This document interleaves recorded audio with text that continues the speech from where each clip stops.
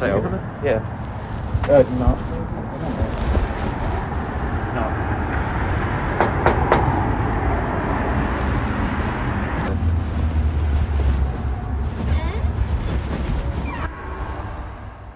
The Church of Scientology in St. Louis is an organization that everyone kind of seems to have a vague knowledge of, but no concrete ideas. Some think the church believes in aliens, others think it's a cult, but some just think it's a regular church. My goal for this documentary is to distinguish whether or not the Church Scientology in St. Louis is a religion or a cult. But before we get to this debate, we should first cover the history of the church. The entire religion started with a single book, Dianetics. This book was written by L. Ron Hubbard in June of 1950, and to summarize it, it's a type of science that focuses on the mind, kind of like psychology, but instead it comes to a different conclusion about the inner workings of the brain, which tend to be a lot more straightforward than psychology. The book's main claim is that Dianetics contains the invariable cure to all mental illness and painful memories. And any layman has the ability to cure these diseases with enough practice. The way to cure mental illness, and according to Dianetics, and get rid of painful memories, is to go through an auditing session. These auditing sessions are like therapeutic sessions. There is the patient and the auditor, or as known today for the modern example, a therapist. The main difference lies in the inclusion of a tool called the E-meter.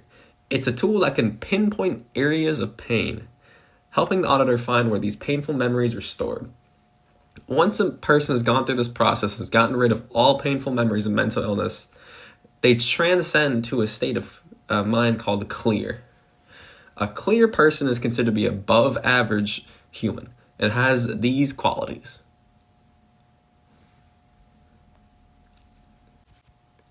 Now, a little bit about the history of Dianetics and Scientology in St. Louis.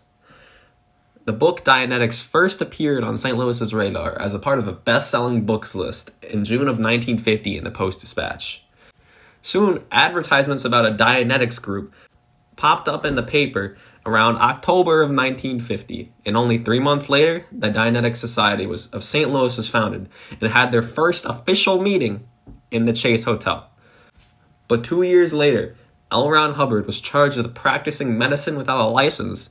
So to prevent his organization from going bankrupt, he created the religion known as Scientology, which used Dianetics as a foundation for its beliefs, but also added some beliefs about the soul, which they called the Thetan, pushing their beliefs into a more spiritual and religious direction.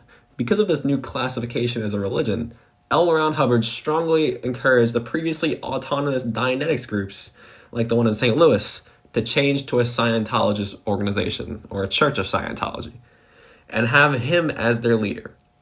This important shift caused the Dianetics Society in St. Louis to change its name to the Church of Scientology in 1955.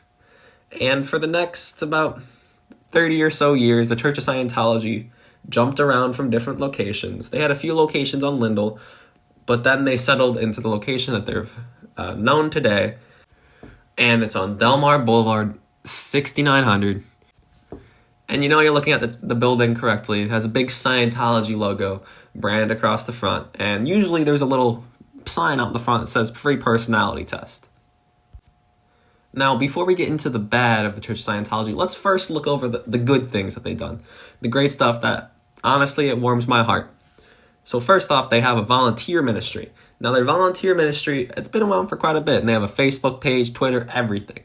And the volunteer ministry really, they try nailing home the idea that drugs, they're just terrible things.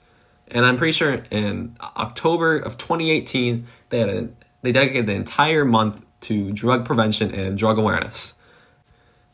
They set up tents in the city, and they handed out pamphlets about info about the dangerousness of drugs and where to get help just in case you've fallen into one of these sick traps that drugs create. Not only do they help prevent drug abuse, they also help their community a lot. They cleaned up the streets of the local parish to get rid of all the nasty throwing away beer bottles, trash bags, all that gross stuff. And also they help the homeless. They provide food to the homeless, and they're doing great things.